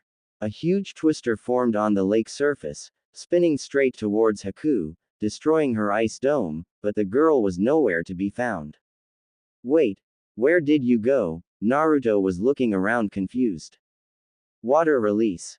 Explosion. Naruto was sent flying into the air once again before exploding into smoke. Haku gasped. A shadow clone. Water release. Great waterfall technique. A surge of water crossed the wave surface, swamping Haku and sending her flying to the shore. Apparently, Naruto had created an extra shadow clone, and used him as a distraction as he prepared the destructive jutsu. Haku then found herself panting on the lake shore, with Naruto lounging beside her. Not bad, Haku-chan, not bad at all, Naruto smiled. The girl smiled, it took him long enough to call her that. Not bad yourself, Naruto-kun, Kakashi smiled as he shimmered over towards them. Fine spar today, and tomorrow we begin our first mission as a united team again. Haku and Naruto groaned. Kakashi sighed, I hate them too, but we have to put up with them. Hopefully, it will be something where you guys won't need to kill one another over. What they didn't realize were two things. First of all, they were being watched from on top of a cliff nearby, via the white-eyed, all-seeing Byakugan, by none other than Naruto's admirer, stalker, the blue-haired, blue-eyed Hinata Hyuga. She had a smile on her face after watching the two fight. Amazing Naruto-kun, those jutsu were incredible. I hope I can pull off something just as amazing. She poked her fingers together. She would match Naruto's skill one day, and then earn his heart, though this new girl could be trouble for that plan. Smiling, she decided to ask Kurenai-sensei if she could give her some extra training tomorrow. The other was the mission itself they would get. Team 7 had no idea what they were about to find themselves thrust into. In a misty hideaway in the land of tea, altar room. Locked up in a cage, sitting next to a floor littered in coal, was a large bird. Not just any type of bird, but an ostrich. This ostrich, who had 3 pink ribbons on his neck, was an ostrich that Team 7 had returned home on a mission some time ago. This was Mr. Ostrich. The bird was glaring angrily at his captor, before somehow manifesting a voice, yelled. What's the big idea, locking me in this cage? Just who do you think you are? A male voice then laughed. Oh sorry, my ninja ostrich friend, the bird paled. Yes, I know about your practice in the ninja arts, plotting your escape and your freedom. I recently heard you successfully mastered the shadow clone jutsu. No. Maybe, but only to earn my freedom. Humans will not hold me in their possession forever. The voice laughed out again cheerfully. Who knows, if this goes wrongly, you might just be freed forever. The bird paled. Did this guy plan to kill him? But, as for a name, a figure walked out of the shadows, before the ostrich. You may refer to me as Taizune. It was the mysterious shinobi. Hokage's office. The Sandaime was stuck behind a mountain of paperwork, almost wishing he would keel over right this minute. Perhaps the greatest enemy of any cage was the mountains of paperwork that resulted. Sure, whenever a big shot like a Biju attacked, you got to fight, and you got your face on the monument, but all the paperwork was still nasty. Add to it that almost all of the paperwork was from the civilian council. Lessening of the vandalism punishment, are they trying to ask permission to ransack Naruto's apartment? Denied. The Hokage tossed the paper aside, in the much larger pile. Did they really think they'd get these laws? Honestly, were they just trying to annoy him? Back in his youth, and during the other Hokage's reigns, the cages would use bunchins to do the paperwork. Much less stressful, and it freed up time to go out with Jiraiya for research. Damn aging, he just couldn't do a good shadow clone to do his job like he used to. His chakra replenished too slowly, and his clones last too shortly, to do it without killing himself.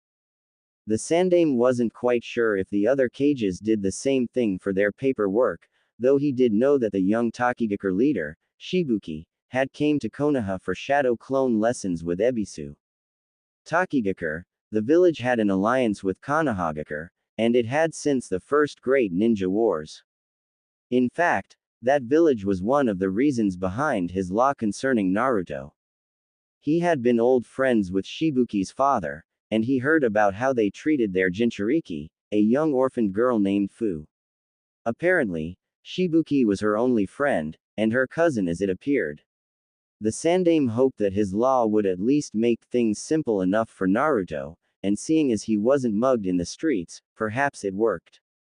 Or was it just his loyal Anbu, Chunin and Jonin, like Kakashi, Gai, Anko, Shikaku, Iruka and Tenzo?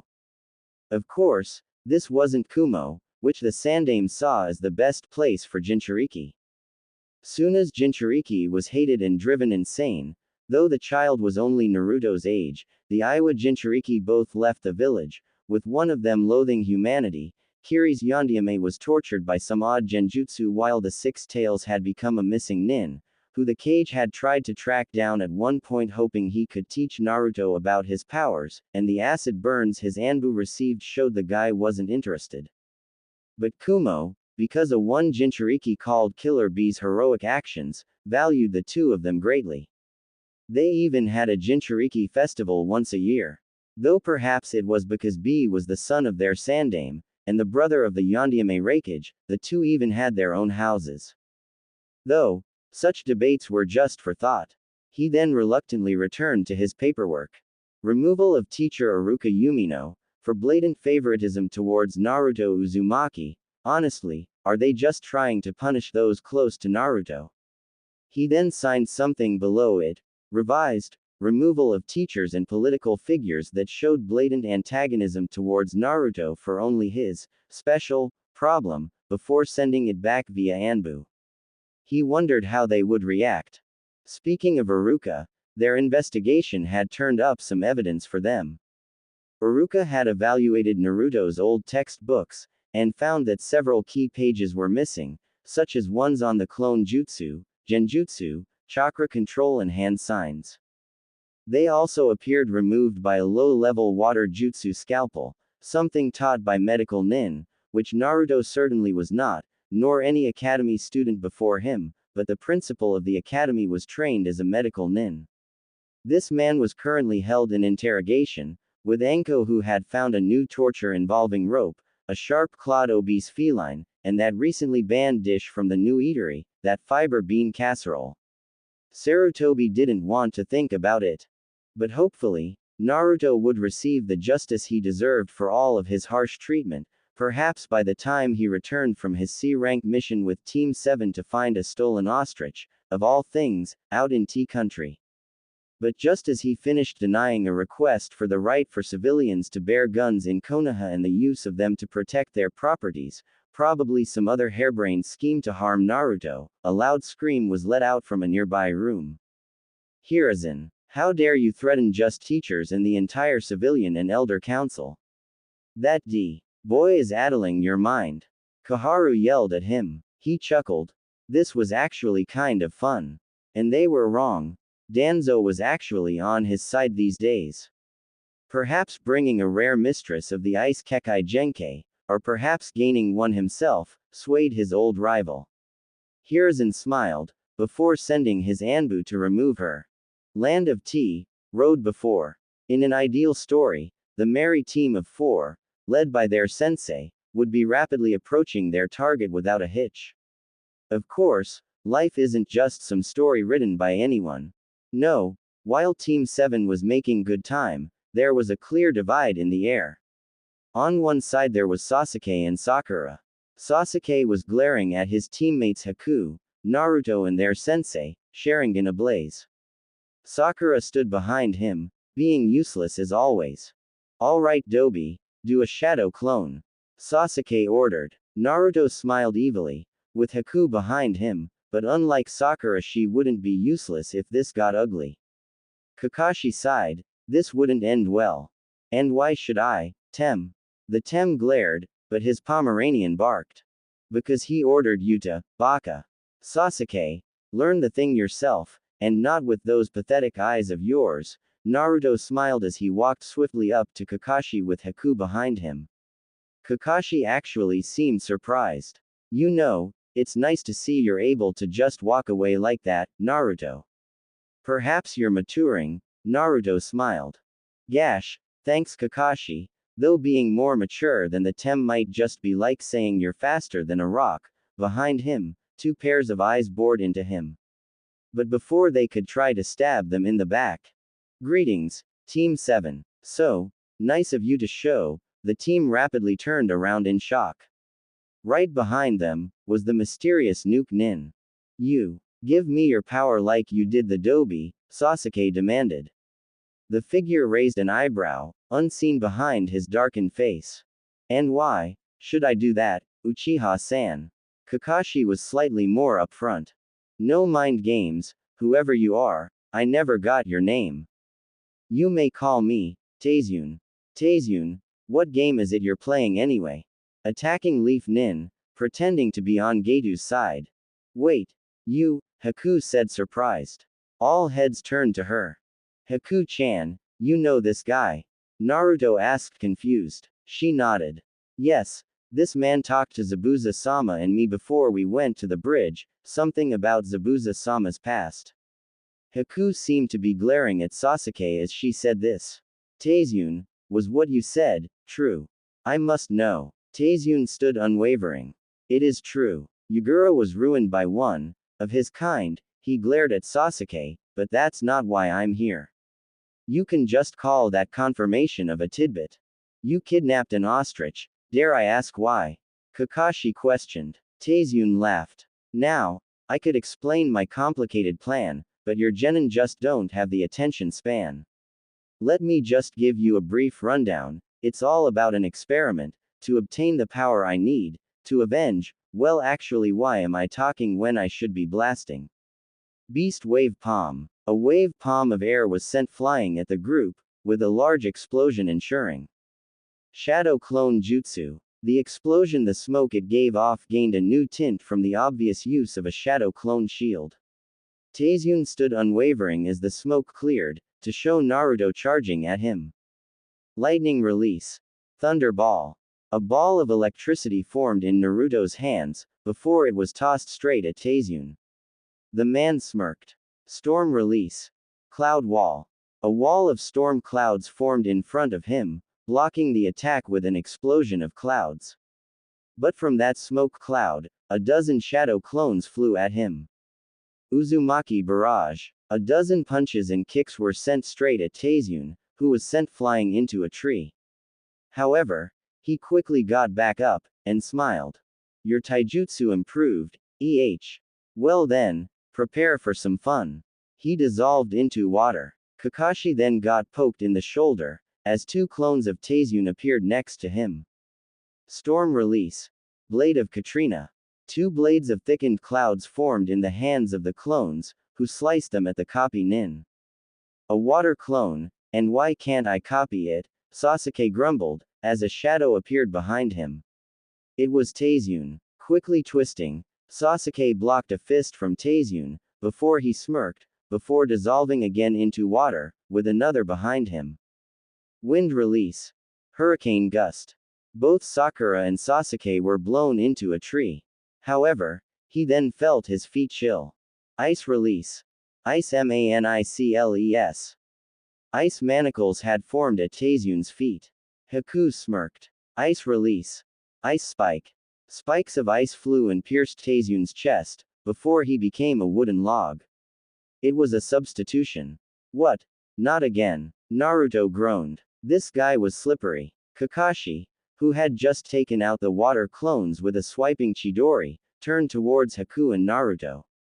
Fighting this guy isn't going to be easy. You two need to find that oversized pigeon he has here, so we can get the hell out of here. Naruto was shocked. But you'll be overwhelmed by this guy.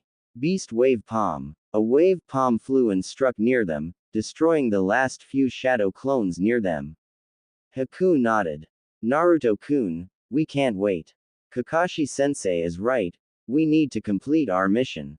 Naruto sighed, before the two of them jumped into the trees. Taizun watched them leave. URG, there goes my fun. Fire release. Great fireball technique. A huge fireball went flying straight at Taizun, who gazed at it with half his closest eye, before doing a few hand signs. Fire release. Flame bullet. A larger fireball flew from Taizun's mouth and struck the fireball head-on. It extinguished them both. Taizun then commented, "Wow, you actually have a rather impressive fireball, or it was a fluke." Sasuke was angry now and thus charged straight at him. With taijutsu, Taizun blocked his fists, before tripping Sasuke with his leg, sending the boy to the ground. Storm release. Blade of Katrina. A blade of clouds formed and was lowered straight at Sasuke, before from out of nowhere, a great fireball flew into him and sent him flying. Kakashi had saved the last Uchiha, again too much paperwork if he died. However, Taizun dissolved into water again. Shit, this guy can't be human with all this chakra, Sasuke grumbled, failing to acknowledge his sensei saving his life. Taizun, now in the apple tree above him, quickly did a jutsu. Wind release. Drill air bullet. A burst of air like his other bullets flew straight at the Jonin an out cold lump of a pinky. Kakashi quickly did another great fireball that struck the drill air bullet and destroyed it. Kakashi was cursing inside though, with that boy's Sharingan, he couldn't use most of his arsenal.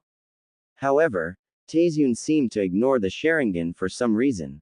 A reason Sasuke demanded answers for. "Why can't I copy your jutsu?" Taizun chuckled. "It's simple really. I know how to cancel the Sharingan's effect on me. It's really quite simple. How dare you? The Sharingan is the ultimate kakai Jenke. Ninja art. Apple Shurikan. The apples on the tree Taizun was hiding in flew at Sasuke, before splitting into pieces and impacting into his forehead rapidly, knocking him unconscious. I believe a not wise man once said, "Flutter like a butterfly, sting like a bee." No. This is buzzing like a bee, striking like a butterfly. Kakashi saw it now. Taizun had massive chakra stores, and used massive jutsu to wear his opponent out before taking them out with lower-leveled ones, like the apple shurikens. And it was working. Sasuke was panting, and he was running on maybe 25%. This guy could make some mean water clones. He sighed, before taking a gamble. Focusing lightning formed in and around his hand, with bird calls shortly behind. It was the Chidori. He was too exhausted for his lightning cutter, so this would have to do. Taizun, prepare to meet your end. Kakashi began charging straight at the enigmatic ninja, with his Chidori ablaze. Taizun smiled under his darkened face. "Ah, this looks like fun, if you really want to." Storm release. Dual blade strike. Katrina and Andrew. Two blades of storm chakra formed into Taizun's hands, before he jumped straight down at Kakashi. But as the two S-class shinobi were about to clash, they failed to notice one thing. Sasuke was watching Kakashi, with Sharingan ablaze. The two attacking ninja, the copy nin Kakashi Hatake, and the mysterious enigma Taizun, crossed paths, before the both of them found themselves standing on opposite ends of one another, their jutsu dissipated. Kakashi and Taizun kept silent for a second, before Kakashi yelled out. Quote exclamation mark quote. A gash mark was on his side, rapidly bleeding blood. Holding onto his side, Kakashi dropped to one knee, the ground next to him quickly reddening. Taizun smirked from under his hood. So, it appears that this game is. He dropped down to one knee as well, as spare electric chakra was coursing across him from the Chidori. It appeared that they both were unable to go on. But as it was, the arrogant duck-haired boy, Sasuke, forced himself up. Not bad, Kakashi. Nice job weakening this fool. Now to take him out, with my new jutsu, Chidori. The electric chakra formed onto his arm, with 1,000 birds chirping all at once. Sakura, who was now back up, gleamed with admiration. Amazing. Sasuke-kun rocks. Kakashi was cursing inside. The fool now had an assassination jutsu. He was going to regret this, and he was starting to despise anyone born with a Sharingan, except Obito. Perhaps just because he didn't activate it until minutes before he died and didn't steal that jutsu of his. Taizun was wide-eyed under his cloak. Of course, the fool had to slip up, and the Uchiha now had a deadly jutsu. This was just going to complicate his plans. Chidori. Sasuke charged at Taizun, before Sasuke twitched, as a second later the Chidori flicked away. Sasuke then collapsed. Taizun breathed in relief, the fool was out of chakra now. Kakashi was mildly worried about the paperwork this would require, and Sakura was fuming. Though it was then that he caught the faint sound of breathing as Sasuke forced his head up with the Sharingan flickering. Sasuke-kun, you'll pay. Sakura drew a kunai and lunged at Taizun, who did a quick few hand signs. Wood release. Poison ivy sap wall. A wall of sappy plants, to be more specific poison ivy, rose from the ground, and caught the annoying pink bug. She yelped. Get me off. Get me off. Get me off. A rock near them shattered from the intense volume. Taizun chuckled, and Kakashi was shocked. How did this guy get wood release, and does that mean Naruto does as well? Taizun forced himself back up, having a brief spasm due to the Chidori, before reactivating his storm blade, and approached the prone form of Sasuke. Now, you have to die, and then I hope those two don't damage the fortress. It's a rental, but before he could kill the child a water jutsu flew straight at him, which he barely dodged due to his injury. The ground was now covered in sticky fluid. Water release. Syrup capture field. It was a team of Konoha Shinobi, Kotsu, Azumo and Hayate Gecko, along with a fourth medical ninja he never got the name of before. Kakashi cursed to himself. He was too injured to speak, but now two Chunin and a Tobextu Jonin were about to potentially give the Uchiha more jutsu. Kakashi wouldn't feel worse if Guy beat him in a hairdo contest. You've asked for it. Wind release. Drilling air bullet. Inside the fortress, we now find the two decent genin of Team 7, Naruto and Haku, in a dark hallway. The two were looking around as if expecting problems, and they were. Strange. No traps, Naruto mumbled absently, before Haku sighed. Naruto had to be so cute, and dense. Can't one be without the other? Please, don't jinx it, Haku sighed behind him, before she felt her foot sink. Of course, she had to set a trap, as the floor suddenly rose up dramatically, straight towards the ceiling. Haku! Naruto yelled. Quickly, Haku jumped off the quickly rising floor, seconds before it pounded into the ceiling. However, she fell. Straight onto Naruto. He yelped in surprise as Haku suddenly was crushing him. Worse yet, he was getting a face full of Haku's S. Well, at least they were only B cups, he wouldn't suffocate. Haku looked down at him in surprise. Naruto-kun, sorry I didn't mean to. She mumbled with a blush. She got off him, as he scrambled back and blocked his face. Don't hurt me. Haku sighed. She wasn't surprised. The only females he really knew before her to any extent were Ayame and Sakura. While Ayame probably never gave him any reasons to cower like that, Sakura. Naruto, you know I'm not mad, it was an accident. Mentally she added that she would like to do it again, perhaps farther, but maybe after he was a year or two older, and they were Chunin. Oh, sorry, he chuckled as he slowly unshielded himself. With a blush, he tried to end the awkward moment. Well, you have nicer S than Sakura does, Haku chuckled. Naruto, Tora probably has better S than Pinky does. And the cat was male. With that, the two continued on their way to find Mr. Ostrich. Back to the fight. Storm release. Dual blade strike Katrina and Andrew. Dance of the crescent moon. With a cough, the two sword-based attacks collided, as Taizun was sent rolling back. The coughing special Jonin landed next to his panting Chunin teammates. Panting, Taizun was running low on chakra. What even someone like him would be a little tired after fighting an A-rank Jonin, 3 good genin, Sadly, arrogance didn't take Sasuke's skill away, one of which was a Jinchuriki, one useless one, two Chunin and a special Jonin, with a major injury, unscathed. Not bad, guys, this was entertaining. I'm afraid, however, that I must depart now. He used the body flicker technique, wishing he had swift release. The two Chunin turned towards Kakashi. Who was that guy? Their medic Nin healed Kakashi so he could speak, and with a cough deeper than Hayate's. I mean, that guy used storm, and even would release, that shouldn't be possible. His name is Taizune. I have no idea who he is, or what he's doing. I can't help but wonder though. He dropped to the ground in exhaustion, despite the medical Nin's chakra.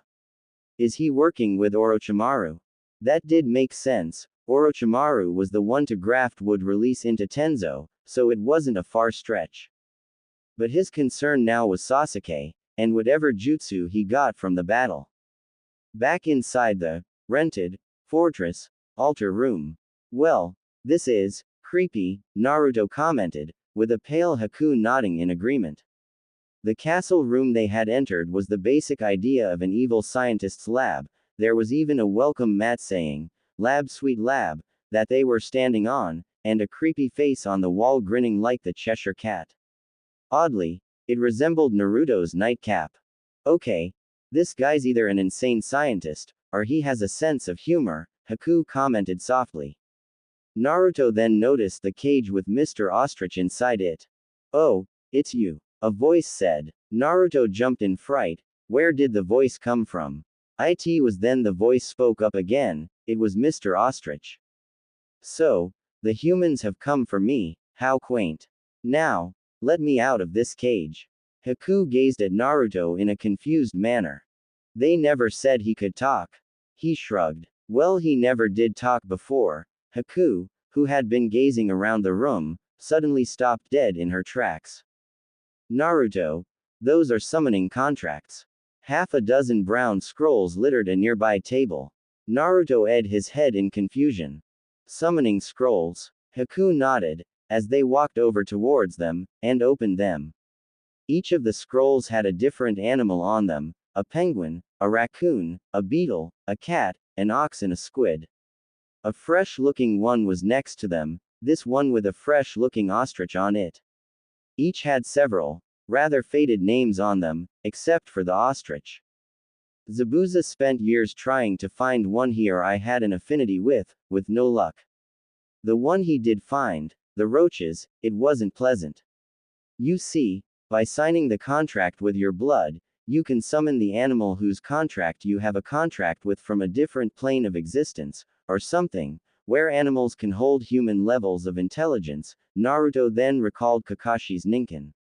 Like Kakashi's dogs? Haku nodded. Exactly. Though, this new one, there shouldn't be an ostrich summoning contract. So, is Taizune making new ones? Haku frowned. Perhaps, but to what purpose of, I don't know. It's very difficult to have more than one summon-able species, the animals are picky that way. It was then that Taizune appeared in a shimmer. Haku drew a handful of Senbon as Naruto reached for a shuriken. Relax, I'm only a delayed clone, I have no battle abilities. I'm here to say, the ostrich shall be burned alive. Suddenly, a great fire burst forth, forming an impenetrable barrier of fire. This delayed technique, Armageddon Blaze *** will burn your bird alive. He poofed out of existence. Water release. Water ball. A ball of water, like lightning ball, formed in Naruto's hands and he sent the ball of liquid straight into the fire, succeeding in nothing. He looked around in desperation. Save me, I will not be served like a chicken. Mr. Ostrich cried out as flames slowly approached his cage. Naruto gained a serious gleam into his eyes as he turned towards Haku. Haku, what are the hand signs for a summoning jutsu? He demanded as he grabbed the new contract. Let's see, boar, dog, monkey, bird and ram, but why are you? Naruto bit his thumb, and quickly wrote his name down on the ostrich contract, barely legible, before doing the hand signs in a rapid and somewhat sloppy fashion. Summoning jutsu. Mr. Ostrich. A burst of smoke ensured, and as it cleared, Haku found Naruto sitting on the now safe ostrich, as if to ride the giant bird. Hey, what just happened? Mr. Ostrich said in confusion. Naruto chuckled. Datbeo. I am Naruto Uzumaki, future Hokage, and first ostrich summoner. Haku chuckled. Naruto-kun, never say that in public. Ostriches didn't exactly strike fear into anyone, though then again, Hanzo was feared for his salamander. Though at least since this ostrich didn't live in its own realm, perhaps that meant he could still sign a regular contract. Well, Haku-chan, and my ostrich minion, he was rapidly tossed off by said minion, who glared at him. Do not call me that, ninjin. Naruto was rapidly attacked by the beak of said ostrich until he managed to escape. Ouch. Okay, ostrich-sama, now let's get you out of here, but wait, we should probably take these other contracts. But Naruto-kun, remember what I said about. I know Haku-chan, but we might as well keep them away from Taizune. Whatever he's planning, the contracts should be safe with Oji-san. Though the challenge would be to keep them away from the Tem and the Pomeranian, Haku agreed. After all, Sasuke might not want the ostrich contract, but the thought of him summoning giant squid or tigers was alarming. But luckily, she noticed a sealing scroll lying around, and quickly managed to seal the scrolls inside it. Naruto was amazed. Haku-chan, can you teach me how to do that?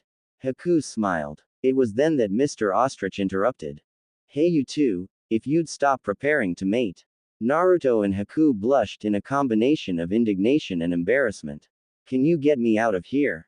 And by the way, Naruto, be free to summon me anytime you want. It is always good to get away from the farm. Back in Konoha, with Sasuke, Sakura and Kakashi in the hospital for a few days, Sasuke and Kakashi for injuries and chakra exhaustion, and Sakura for severe allergic reactions. That left Haku and Naruto to deliver the report to the Sandaime. He listened intently, before speaking up as he removed his pipe. This is an interesting development. The stockpiling of contracts, while not unheard of, is unusual.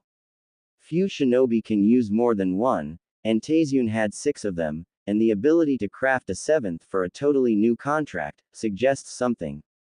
What? Oji-san. He looked grave. Naruto, you know how you have the 9-tailed fox inside of you. He already knew about Haku's knowledge of it from Zabuza. Well, the fox is the strongest of the tailed beasts, of which there are 9. Wait, there are more of them. Naruto said, alarmed. The Hokage smiled. Sealed into others like you, in other villages, yes. They are the Ikibi, Nibi, Sanbi, Yonbi, Gobi, Rokubi, Nanabi and Hachabi, and finally the Kyubi. They are a raccoon, a cat, a turtle, a monkey, a dolphin horse.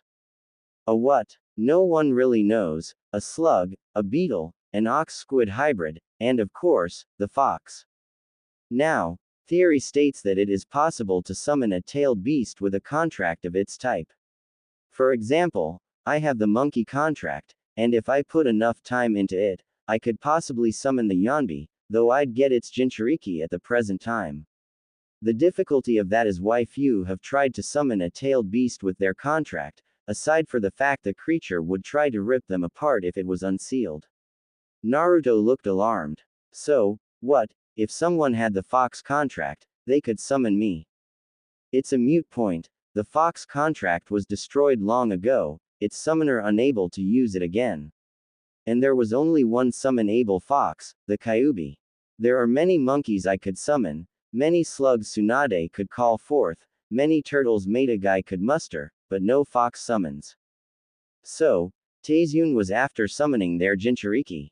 The Hokage blew into his pipe. Possibly, but seeing as there are no tailed penguins, or ostriches, it is possible he was doing something else entirely. But let those thoughts rest, nothing can be obtained from worrying like this. All of you have received pay for this B-rank mission, and both of you may keep the contracts you found to your heart's content. But, don't try to sign all 6 of them, it's bound to end poorly. That and the fact Jiraiya would kill the Hokage when he got back, before the Toads rioted and kidnapped Naruto. I will also keep this from the councils, and I recommend keeping that storage scroll with you at all times. The bank has a no-scroll policy, and it is possible that if the civilian or elder council hear of this they will demand you hand them over to Sasuke for his use, all of them. Just in case, however, I grant you freedom from such an order. To make it official, he quickly wrote a law and signed it himself. I've already made a call for Sum-san and Hiashi-san to sign this bill as well to help make the bill official. With no canine summons, Sum would hold no interest in the contracts, especially the Cat one, and the Hyuga don't perform jutsu outside of their clan, so Hiashi had no stake in the contracts. But what they missed was a young ninja outside the window listening into the meeting and dashing off. This ninja was civilian born. In a dark chamber room, Homura's estate, several days later. Homura, Kaharu and the civilians were fuming. Sasuke and Sakura were finally freed from hospitalization, but then one of their civilian shinobi informants told them that 7 summoning contracts were retrieved on the mission, all in the hands of the Ice and the Fox Boy. Sasuke and Sakura were seething in fury, and the council was tossing oil onto this fire.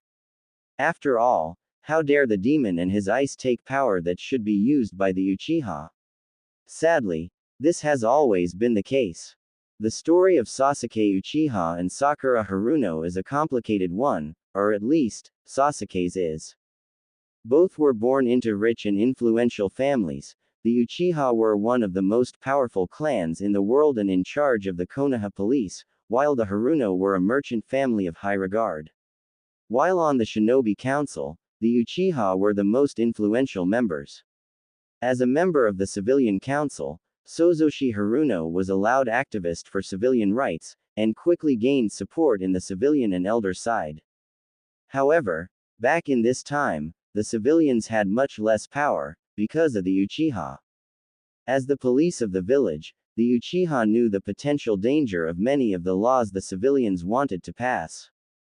For example, laws like, no ninja may enter a civilian's property without permission, civilians are to have the right of way in the streets, would easily impair ninja movement in a crisis, and the many anti-Naruto laws brought forth by Sozoshi Haruno, such as laws against him, using public restrooms, restaurants and entry into the academy itself, were negated because of the Uchiha. Yes, the Uchiha were actually major pro-Naruto activists. Sasuke's mother, Makoto had actively encouraged Sasuke to try to befriend the young Naruto, back when Sasuke was a nice, well-mannered kid. Fugaku personally jailed many attempted attackers and fined a dozen malicious street vendors for unfair treatment, and Itachi was one of the Anbu the Sandaime trusted to protect Naruto. Naruto never had any problems shopping in the Uchiha district, they almost treated him like Ichiraku's did. This treatment was logical really. The Uchiha, unlike the civilian council, knew about the nature of sealing, and knew the boy was perfectly human. They also were militarily minded, for they knew the military potential of Naruto. They wanted to ensure Naruto's loyalty to the village. This was one of the reasons they planned a coup, to overthrow the civilian council. Itachi, while all for the civilian council's demise, knew this plan could easily spell war, something the pack